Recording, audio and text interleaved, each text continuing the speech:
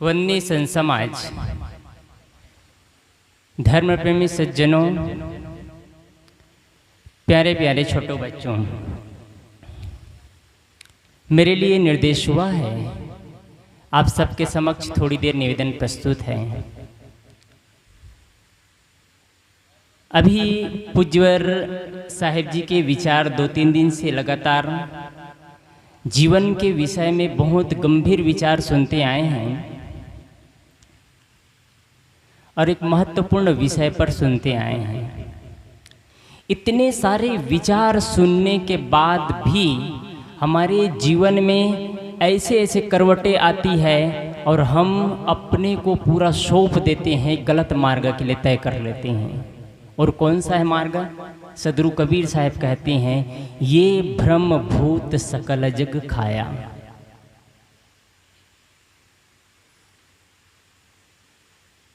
बात समझ में नहीं आई होगी। ब्रह्म भूत जादू टोना दिशाशूल लगन मुहूर्त, इसमें पूरे संसार के लोग जहड़ा गए। सकल जग खाया, पूरे संसार के लोगों को खा गया। और शायद यहाँ बैठे हुए 95% लोगों को वो ब्रह्मभूत सकल जग खाया में गिनती हैं। कैसे गिनती हैं? आप सीरियल से देखते जाइए, कैसे आपको अपने ही विचार, अपने ही कर्म, अपने ही जीवन को हम कैसे दोहन करते हैं और कैसे हम नाना प्रकार के कर्मकांड और पाखंड में अपने जीवन को बर्बाद कर देते हैं। हम जीवन को नहीं समझ पाते हैं। बाहरी कर्मकांड और पाखंड से, बाहरी ब्रह्मभूत से, जादू टोना से ये सच है, ये गलत है मान करके असली देवी देवता का तिरस्कार कर देते हैं और सही देवी देवता को नहीं समझ पाते हैं। जीवन ऐसे ही बेकार चला जाता है। बहुत लोगों की मान्यताएं होती है, खास करके माताएं ध्यान देंगे कि इस दुनिया में अलग से कोई ईश्वर है, अलग से कोई परमात्मा है, या कोई जादू होता है या कोई टोना होता है। ये बहुत सारे भ्रांतियां चलती है। ईश्वर और परमात्मा की बात कहूँ अलग से, तो मैं सरल शब्दों में कहूँ तो जितने मंदिर और मस्जिद, जितने भी एक तो नहीं, आपके सिर्फ अंजोरा ग्राम में नहीं, पूरे विश्व में जितने मंदिर और मस्जिद है, वहाँ से पैसा और धन संपत्ति निकाल दिया जाए, 6 महीने में मंदिर और मस्जिद समाप्त हो जाएंगे। मात्र 6 महीने में। किस लिए चलता है? बिजनेस, व्यापार। मात्र 6 महीना में सारे मंदिर और मस्जिद गायब हो जाएंगे, क्योंकि पैसा के बल पर चलता है और वहाँ एक बिजनेस। आज से करीब 6 महीने पहले तिरुपति बालाजी मंदिर में एक पुजारी के घर में रेड पड़ा था। उनके यहाँ से 1.5 करोड़ की संपत्ति और 46 तोला सोना निकाला गया था। क्या भगवान इतना बहरा है? मैं क्षमा चाहता हूँ, मैं आपसे प्रश्न कर रहा हूँ, मैं नहीं कह रहा हूँ, मैं आपसे प्रश्न कर रहा हूँ। क्या इतना भगवान निर्दयी है जो गरीबों का चीज मार करके, गरीबों का हक मार करके पुजारियों के पेट भर देते हैं, पुजारियों को घर भर देते हैं? आप इतना निर्दय, आप इतना लगन के साथ, श्रद्धा के साथ पूजा करते हैं और आपके साथ इतना अन्याय होता है, क्योंकि आपने गलत किया है। क्या गलत किया है बताऊं? आपने सही भगवान की पूजा नहीं किया, गलत भगवान की पूजा किया है। जो भगवान आपका सहयोग करते हैं, जो भगवान आप बीमार पड़ते हैं तो इलाज करते हैं, जो भगवान आपके खराब स्थिति में आपको भोजन कराते हैं, स्नान कराते हैं, कपड़े धोते हैं, हॉस्पिटल ले जाते हैं, स्कूल ले जाते हैं, स्कूल से लाते हैं, सारी व्यवस्था जो भगवान करते हैं, क्या उस भगवान को उतना श्रद्धा और प्रेम से आपने पूजा किया है? आप उस भगवान का तिरस्कार किए हैं। आप उस भगवान, एक घटना याद आई। एक नई बहू आई रही और आने के बाद में उसकी सासू माँ बोलती है, बेटी आज अच्छा दिन है और अच्छा दिन है इसलिए आज तुम सुबह स्नान करके तैयार हो जाना, आज मंदिर में भगवान की पूजा करने जाएंगे। कहती है ठीक है माँ। वो उनकी बहू तैयार हो जाती है, फूल लेकर के, अगरबत्ती लेकर के, फूलबत्ती बना करके, नारियल लेकर के पूर्ण रूप से तैयार हो जाती है और माँ के साथ में, अपनी सासू माँ के साथ में मंदिर की ओर प्रस्थान करती है। जैसे प्रस्थान करती है, मंदिर के पास जाने के बाद में उनकी सासू माँ सीढ़ी से ऊपर चले जाती है और बहू वहीं पर रुक जाती है। वहीं से बुलाती है उनकी सासू माँ, बेटी तुम आ जाओ, मंदिर यही है। इतने में बोलती है उनकी बेटी, उनकी बहू, माँ मुझे डर लगता है। उनकी बहू बोलती है कि मुझे डर लगता है। सासू माँ कहती है किस चीज़ का डर है, ये तो भगवान का मंदिर है। बहू बोलती है माँ आप जहाँ पर खड़े हैं आपके आगे, आपके दाहिने और बायां साइड में शेर खड़ा हुआ है, मुझे डर लगता है। इतने में सासू माँ बोलती है बेटी ये तो पत्थर है, पत्थर की मूर्ति है, इसमें जान नहीं है, इससे कुछ नहीं होने वाला है, तुम आ जाओ, मेरे पास आ जाओ। वो दौड़ करके सीढ़ी से आगे बढ़ती है और अंदर प्रवेश करती है। अंदर प्रवेश करती है और वहाँ पर एक पत्थर का मूर्ति बना हुआ था। कहती है, बेटी को कहती है अपने बहू को कि बहू इस पर फूल चढ़ाओ, अगरबत्ती आरती जलाओ और इसकी पूजा करो। इतने में बहू फिर पूछती है किसकी पूजा करूं माँ, मुझे तो समझ नहीं आ रहा है। कहे ये भगवान है। कहाँ भगवान है? ये जो पत्थर की मूर्ति दिख रहा है यही तो भगवान है। इतने में बहू बोलती है माँ ये तो पत्थर की मूर्ति है।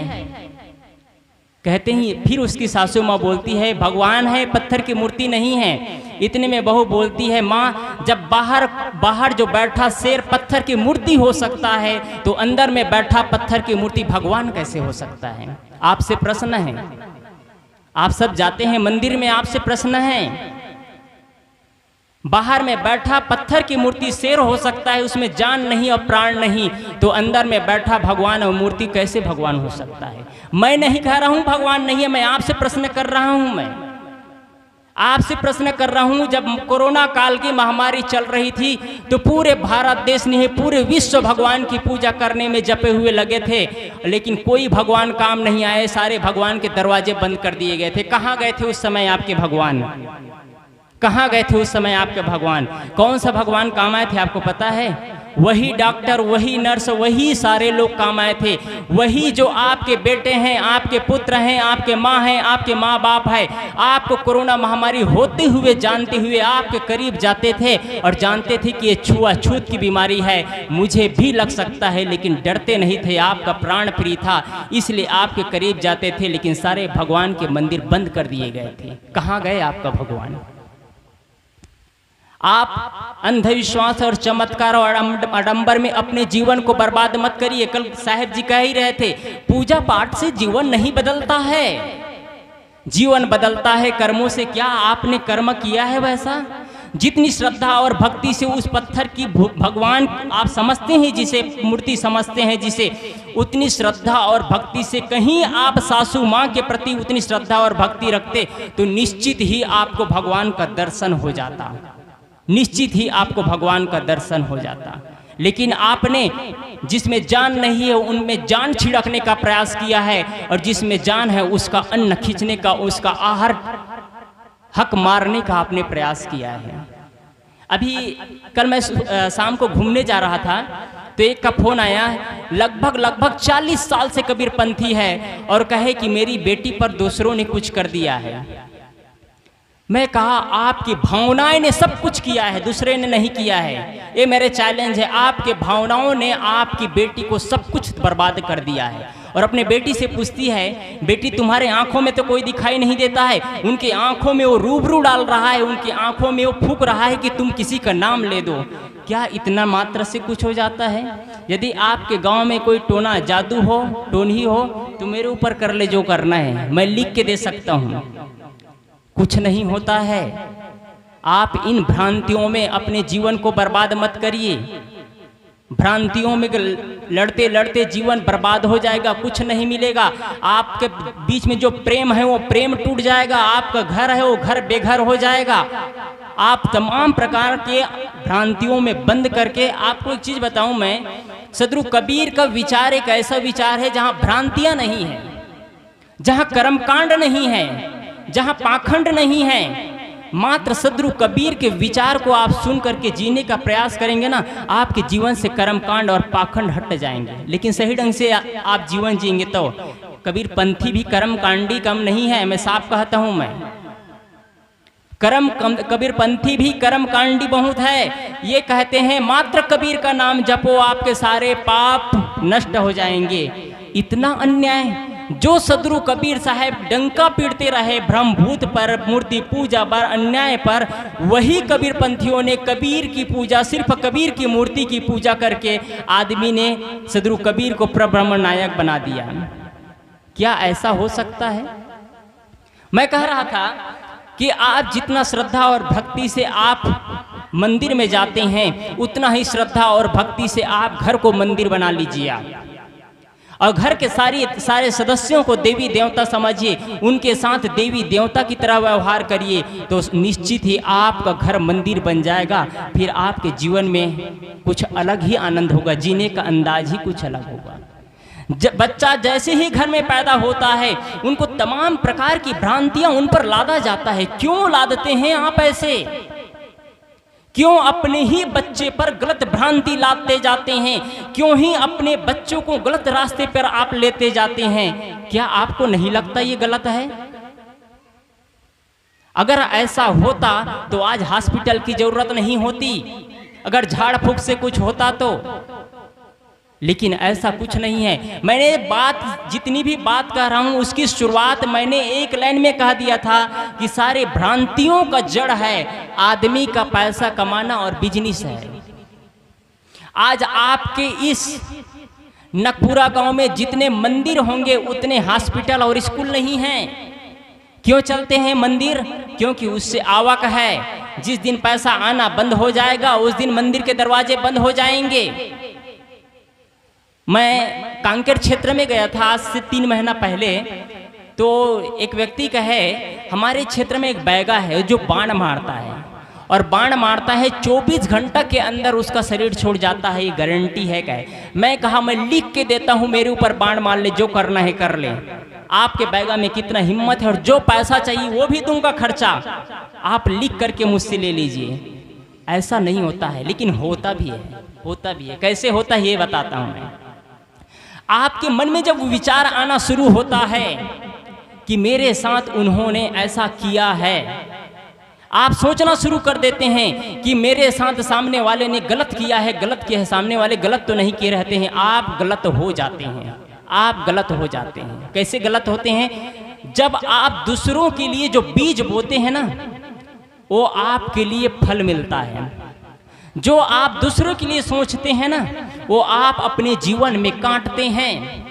आप यदि घर में सास के साथ, बहू के साथ, देरान के साथ, जेठान के साथ, बच्चों के साथ, पड़ोसी के साथ नफरत का बीज बोते हैं, तो आप सिर्फ उनके लिए बीज बोते हैं, लेकिन सौभाग्य कहूँ चाहे दुर्भाग्य कहूँ, वो फल आप काटते हैं, आप काटते हैं।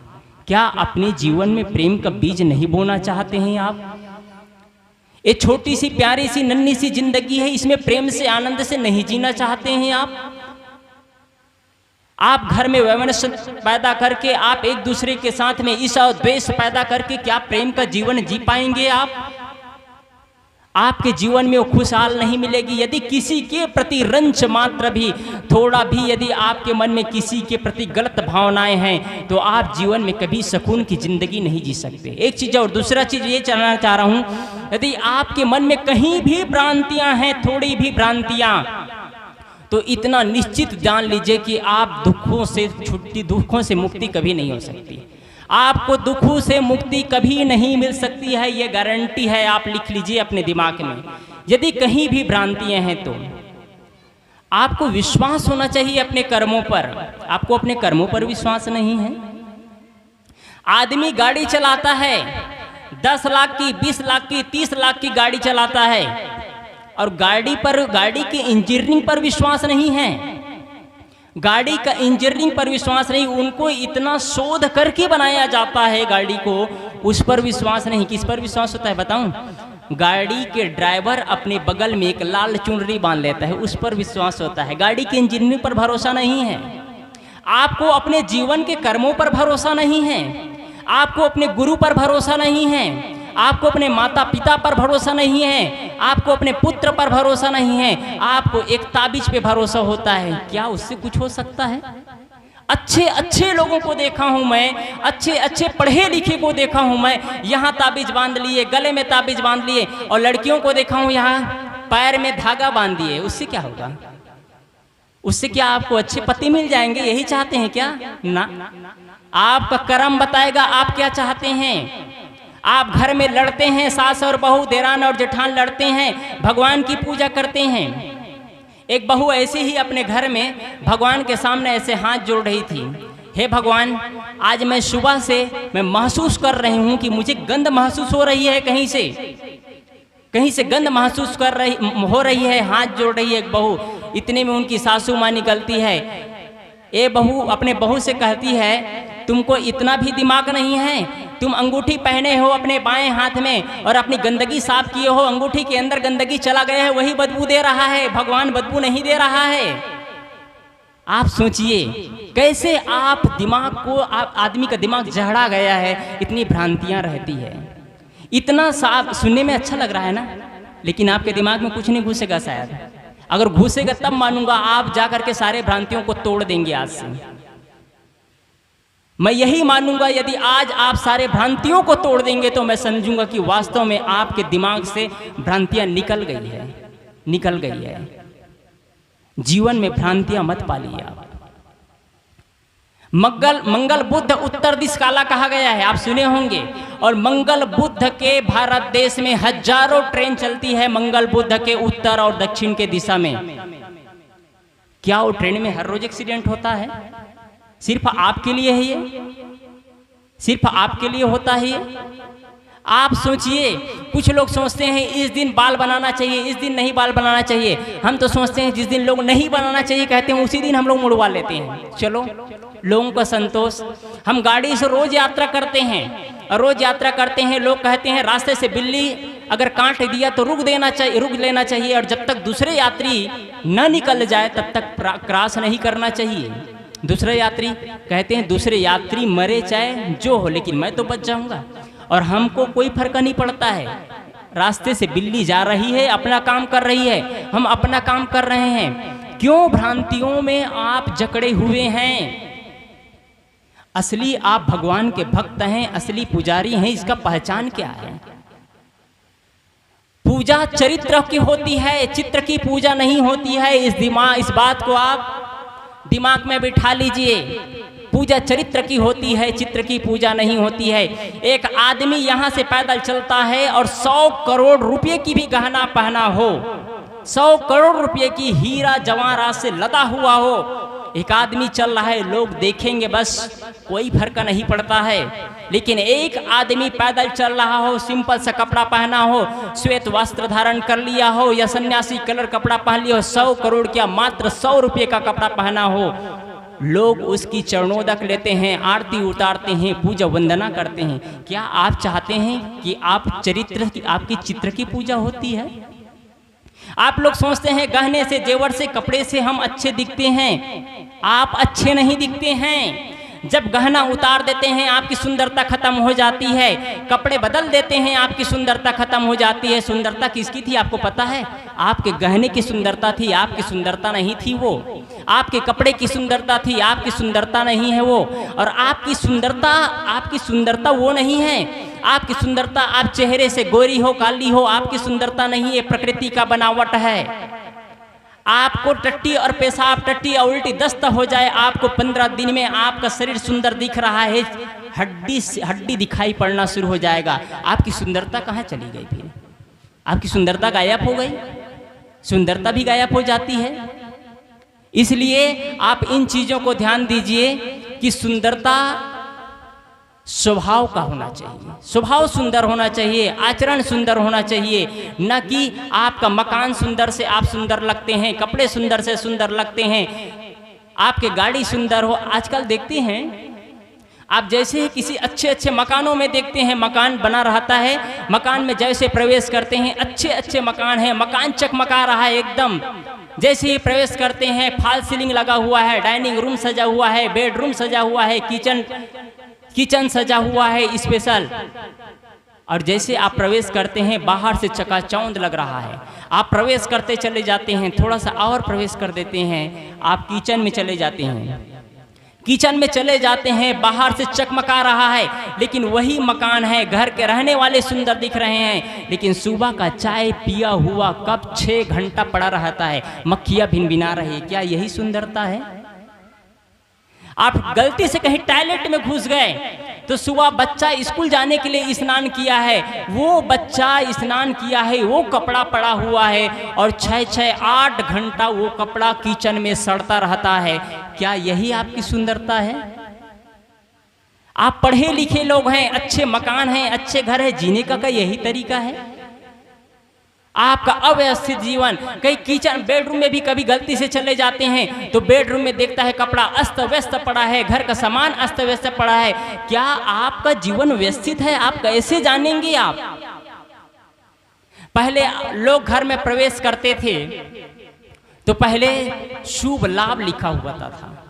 अब जैसे ही घर में प्रवेश करते हैं तो आदमी नींबू मिर्चा और ना जाने क्या क्या गूंथ करके रख देते हैं। मतलब आप आ रहे हैं वो भी फिल्टर करके हो जाइए, यहाँ पर आपके अंदर जो भी होगा वो नींबू मिर्चा से कट जाएगा। आप अंदर प्रवेश करेंगे तो वो भी फिल्टर। आपको विश्वास नहीं है अपने जीवन पर, अपने कर्मों पर विश्वास नहीं है, आपको ताबीज में विश्वास है, अंगूठी में विश्वास है, लाल चुनरी में विश्वास है, घर में नारियल बांध ले। एक आदमी एक संत राजस्थान में गए थे तो करीब 1 करोड़ रुपये का मकान बनाया था।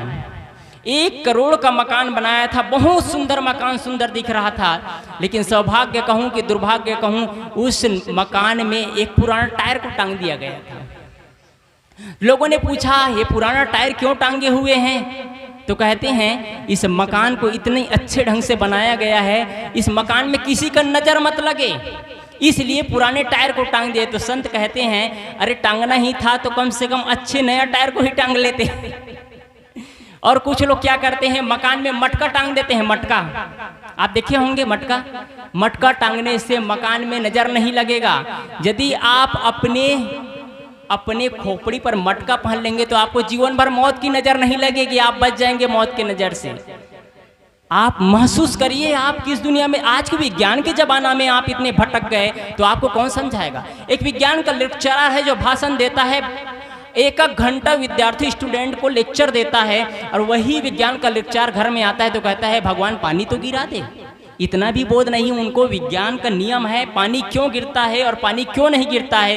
किसी के पूजा और अर्चना से मोदी जी भी बहुत पूजा किए हैं, मैं इसका विरोध नहीं करता हूँ, लेकिन इससे कुछ नहीं होता है, उससे कुछ नहीं होता है। एक आपका सिस्टम है, एक आपकी परंपरा है, आप पूजा करते हैं, करिए, मैं इसका विरोध नहीं करता हूं, लेकिन पूजा के साथ साथ जीवन को भी बदलने का प्रयास करिए। यदि आप श्री राम की उपासना की तो राम की तरह अपने जीवन को भी बदलिए। कभी भाई से नहीं लड़ते थे, क्या आप भाई से नहीं लड़ते हैं? एक फीट जमीन के लिए भाई का गर्दन उड़ा देते हैं, यहां तक देखा गया है। मात्र 1 ग्राम 2 ग्राम सोने और चांदी के लिए देरान और जेठान में टक्कर हो जाता है, उनके लिए ज्यादा लिया गया है, मेरे लिए कम लिया गया है, और ऐसी स्थिति आती है कि घर टूट करके बिखर जाता है। क्या आप लोग श्री राम के भगत हैं? ऐसे भक्त होते हैं, ऐसे पुजारी होते हैं, ऐसे भगवान के देवी देवता मानने वाले होते हैं? क्या श्री कृष्ण के पुजारी ऐसे होंगे? ये बाहर की पूजा अर्चना नहीं है, फिर ये बाहर की पूजा से जीवन में परिवर्तन नहीं होगा। फिर इसलिए आपसे निवेदन करता हूं कि आप पूजा करते हैं तो दिल से पूजा करिए और उनके जीवन के हिसाब से जीवन को बदलने का प्रयास करिए। हे भगवान, जैसा आपका जीवन है वैसे ही मैं भी जीवन बनाऊं। मेरे सामने अनुकूल और प्रतिकूल परिस्थिति आई, उन अनुकूल और प्रतिकूल परिस्थिति में विचलित न हूं। कैसा विचलित? आपको घर से 1 दिन के लिए बाहर निकाला जाएगा, आप तांडव खड़ा कर देंगे, लेकिन श्री राम को घर से 14 साल के लिए वनवास दिया जाता है। वो प्रेम से स्वीकार करके बोल लखन से रामचंद्र की कहाँ चले जाते हैं? वनवास चले जाते हैं, वनवास चले जाते हैं। आपके जीवन में भी ऐसा ही प्रेम, आपको नहीं कह रहा हूँ कि आपके भाई घर से निकाले तो निकल जाओ, आप अपने हक की लड़ाई करिए, लेकिन हो सके तो संतोष करिए। अगर हक की लड़ाई करते हम तो आपके बीच में नहीं बैठे होते हम। हक की लड़ाई करते तो हम आज आपके बीच में नहीं बैठे होते। हमको जो योग्यता, साहब जी ने कह रहे थे ना, हम जो योग्य होते हैं वो योग्यता हमको मिलती है। आज हम इस योग्य थे इसलिए हमको योग्यता मिली है। आप अपने जीवन को भी ऐसे योग्यता पैदा करिए अपने अंदर, वैसे एनर्जी पैदा करिए अपने अंदर, ताकि आपको लोग विश्वास रखें, आपको लोग सम्मान दे सके और आप एक अच्छे माँ बाप बन सके। अच्छे माँ बाप का मतलब है कि आपके बच्चे आपके चरण स्पर्श करें तो आप आशीर्वाद दे तो आपके बच्चे मान सके। लेकिन होता क्या है, आप बुजुर्ग हो गए हैं, 30 साल 40 साल 50 साल हो गया है, आपके बच्चे आशीर्वाद भी ले रहे हैं और आप आशीर्वाद भी दे रहे हैं। इधर से पान खा रहे हैं, मुंह गलगला रहे हैं, गाली भी दे रहे हैं, गलौज भी कर रहे हैं, निंदा भी कर रहे हैं, चुगली भी कर रहे हैं, माँ बाप भी बन गए हैं। मात्र बच्चा पैदा करने से कोई माँ बाप नहीं बन जाते हैं। जब तक आपके जीवन में वो अहमियत पैदा ना हो, जब तक आपके अंदर वो योग्यता पैदा ना हो, जब तक आपके अंदर में वो तजुर्बा पैदा ना हो, तब तक आप अच्छे इंसान नहीं बन सकते। तो क्या माँ बाप बन पाएंगे? पैदा करने से नहीं। इसलिए मैंने कुछ देर आप लोगों के बीच कहने का प्रयास किया, भ्रांतियों से आप ऊपर उठे और कोई भी भ्रांति हो तो समाधान करना चाहे तो आप समाधान कर सकते हैं। कुछ नहीं होता है भ्रांतियों से।